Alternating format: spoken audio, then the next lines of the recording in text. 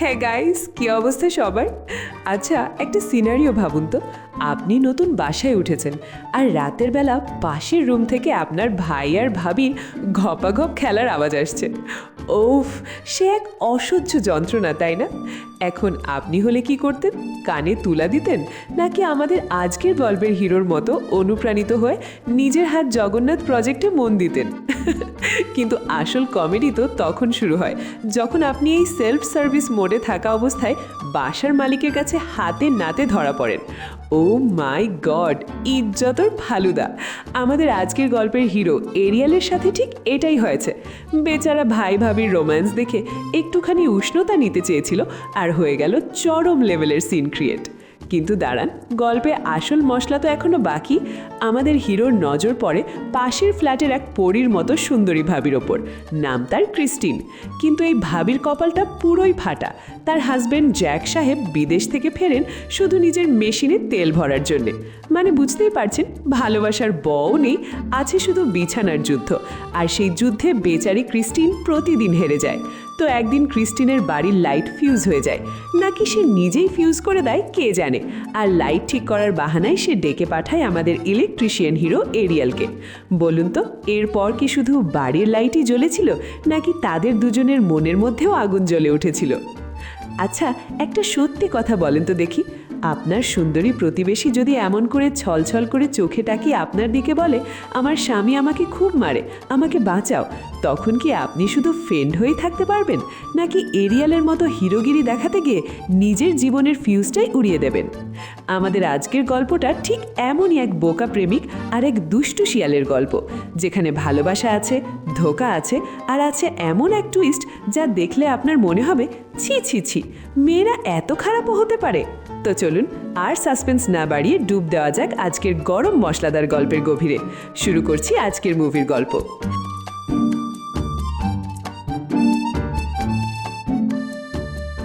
মুভির শুরুতেই আমরা এরিয়াল নামের এক ছেলেকে দেখতে পাই, যে একটি নতুন শহরে এসেছিল।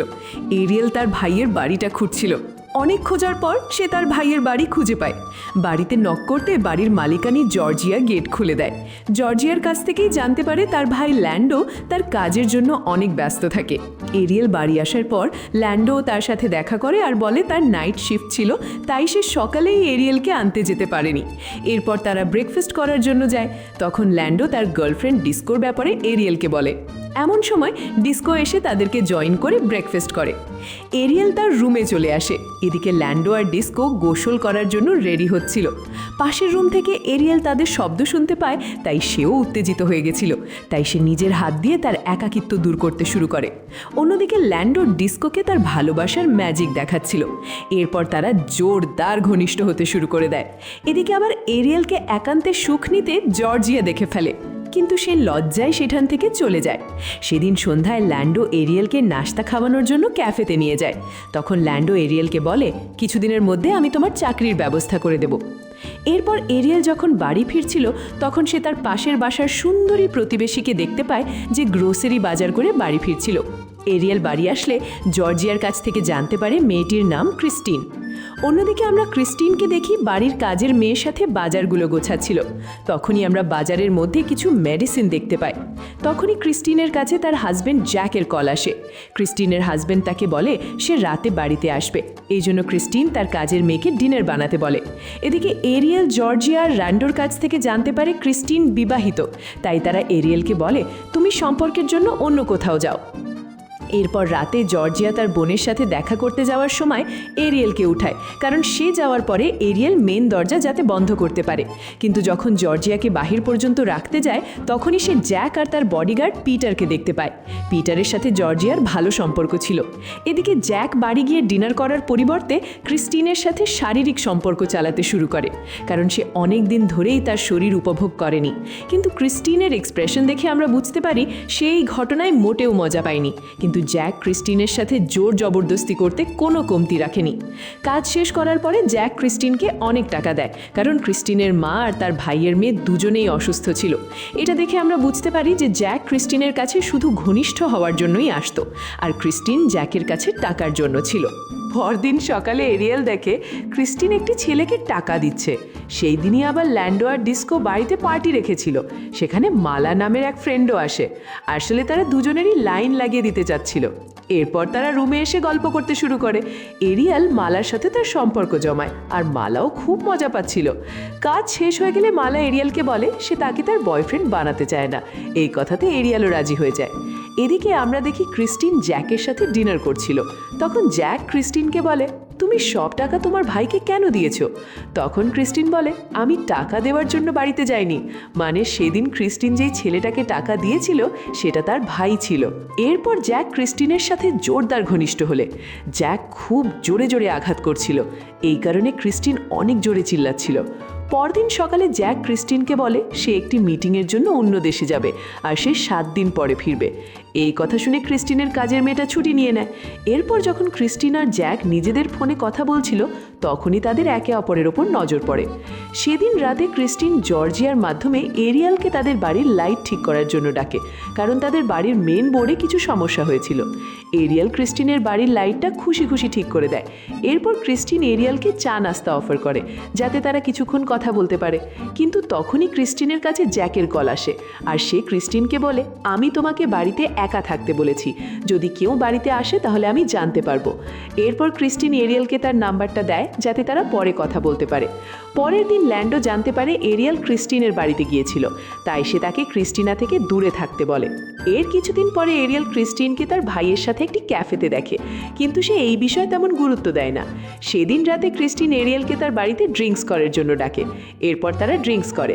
তখন এরিয়াল ক্রিস্টিনকে বলে সে তাকে একটি ছেলের সাথে ক্যাফেতে দেখেছে।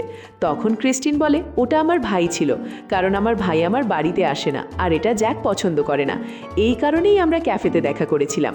ক্রিস্টিন কাঁদতে কাঁদতে এরিয়ালকে বলে, শেষ সুখের জন্য আমার সাথে এসো। ক্রিস্টিনকে কাঁদতে দেখে এরিয়াল তাকে থামায়, আর দেখতে দেখতেই তারা একে অপরকে চুম্বন দিতে শুরু করে। এরপর তারা ভালোবাসা করতে করতে বেডরুম পর্যন্ত আসে, আর এরিয়াল ক্রিস্টিনের সব ওপেন করে তাকে ভালোবাসার ম্যাজিক দেখাতে দেখাতে ক্রিস্টিনের সাথে গল্প করে। ক্রিস্টিনও এরিয়ালের আদর খুবই পছন্দ করেছিল। কাজ শেষ হয়ে যাওয়ার পরেও যখন বাড়ি যাচ্ছিল তখন তাকে যেতে একজন দেখে ফেলে। এদিকে আবার পরের দিন জর্জিয়া জ্যাকের বডিগার্ড পিটারকে বলে ক্রিস্টিন আজকাল এরিয়ালের সাথে বেশি মিশছে। তখন পিটার জ্যাকের বাড়ির আশেপাশে কিছু লোক লাগিয়ে দেয় যাতে তারা বাড়ি না থাকলে বাড়ির সব আপডেট পেতে পারে। এরপর জ্যাক ক্রিস্টিনকে একটি নতুন বাড়ি দেখায় যেখানে তারা কিছুদিনের মধ্যে শিফট হবে। এরপর আবারও জ্যাক তার কাজের জন্য বাইরে চলে যায়। তখন সুযোগ বুঝে ক্রিস্টিনা আবারও এরিয়েলকে তার বাড়িতে ঘনিষ্ঠ হওয়ার জন্য ডাকে। গোপন কাজ শেষ হয়ে গেলে ক্রিস্টিন এরিয়েলকে বলে জ্যাক তাকে তার ফ্যামিলির কাছ থেকে দূর করতে চাচ্ছে, কিন্তু এর থেকে বাঁচার জন্য ক্রিস্টিনের কাছে একটি আইডিয়া আছে। তখন ক্রিস্টিন এরিয়েলকে মানুষ মারা সেই মেডিসিনগুলো দেখায় যেটা সে এরিয়েলের সাথে মিলিয়ে জ্যাককে দেবে। কিন্তু এটা দেখে এরিয়েল তার কাপড় পরে সেখান থেকে পালিয়ে যায়। কিন্তু যখন এরিয়েল ক্রিস্টিনের বাড়ি থেকে বের হচ্ছিল তখন তাকে কিছু লোক দেখে ফেলে। পরে তারা এরিয়েলকে ধরে তার বিষের সঙ্গে আঘাত করে দেয়। এটা নিয়ে এরিয়েল বাড়ি ফিরছিল, তখনই তাকে জ্যাকের লোকেরা ধরে নিয়ে যায়। এরপর জ্যাক এরিয়েলকে অনেক মারে আর তাকে ভয় দেখায় যদি সে ক্রিস্টিনের আশেপাশে থাকে তাহলে তাকে মেরে ফেলা হবে। এরপর জ্যাকের লোকেরা এরিয়েলকে বাড়ির সামনে ফেলে দিয়ে যায়। এরিয়েলকে বোঝানোর পর জ্যাকের মনে হচ্ছিল ক্রিস্টিনকে বোঝানো দরকার, তাই সেদিন রাতে ক্রিস্টিনকে অনেক মারে। ক্রিস্টিনকে সে এত জোরে জোরে মারছিল যে তার চিল্লার শব্দ রাস্তা পর্যন্ত যাচ্ছিল, কিন্তু কেউ তাকে সাহায্য করে না। ক্রিস্টিনকে মারতে মারতে জ্যাক তার সাথে জোর জবরদস্তি করে। এরপর যখন জ্যাক সেখান থেকে চলে যায় তখন ক্রিস্টিন এরিয়েলকে দেখতে আসে। ক্রিস্টিনের অবস্থা দেখে এরিয়েল তার সাথে তার প্ল্যানের অংশ হওয়ার জন্য রাজি হয়ে যায়। এরপর রাতে যখন জ্যাক বাড়ি আসে তখন ক্রিস্টিন তাকে ঘুমের ওষুধ মেশানো ড্রিঙ্ক সার্ভ করে আর তার সাথে ঘনিষ্ঠ হওয়ার জন্য রুমে ডাকে। ক্রিস্টিনের এমন পরিবর্তিত রূপ দেখে জ্যাক অনেক খুশি হয়, কিন্তু রুমে আসার পরেই জ্যাক অজ্ঞান হয়ে যায়। এদিকে এরিয়েল তার বাড়ি থেকে চলে আসে।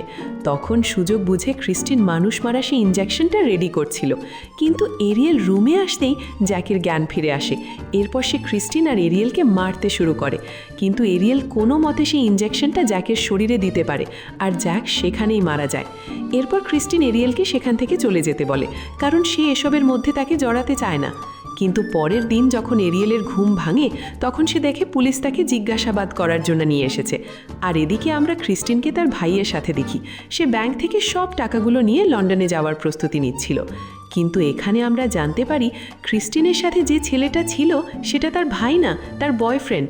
আর তারা দুজন মিলে প্ল্যান করে এসব করেছিল, আর এর মধ্যে তারা খুব সহজেই এরিয়েলকে ফাঁসিয়ে দেয়, কারণ ওই ইনজেকশনের মধ্যে এরিয়েলের ফিঙ্গারপ্রিন্ট ছিল।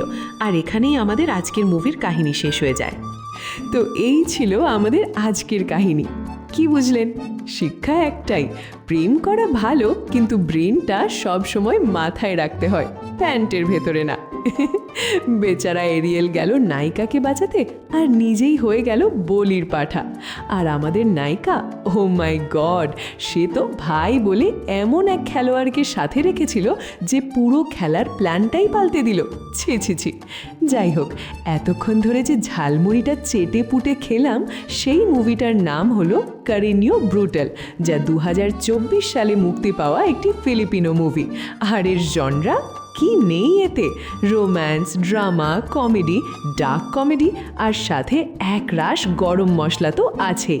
এখন ঝটপট কমেন্ট করে আমাকে জানান, আপনার কি মনে হয় আসল দোষটা কার ছিল? ক, আমাদের বোকা প্রেমিক এরিয়েলের, যে কিনা চোখের জলের ফাঁদে পড়েছিল? খ, ধোঁকাবাজ ক্রিস্টিনের, যে কিনা ভালোবাসার নামে ব্যবসা করছিল? নাকি ওই অত্যাচারী হাজবেন্ড জ্যাকের, যার জন্য এত কিছু হলো? আপনার উত্তর পড়ার জন্য আমি কিন্তু বসে আছি। আর হ্যাঁ, আজকের এই ঘপাঘপ এক্সপ্লেনেশন যদি আপনার ভালো লেগে থাকে, তাহলে প্লিজ একটা লাইক দিয়ে যান। আর যদি সাবস্ক্রাইব না করে থাকেন, তাহলে কিন্তু পরের ভিডিওর আসল মশলাটাই মিস করে যাবেন। তখন কিন্তু আমাকে দোষ দিতে পারবেন না। দেখা হচ্ছে পরের ভিডিওতে আরও ভয়ঙ্কর এক রাতের খেলার গল্প নিয়ে। টাটা।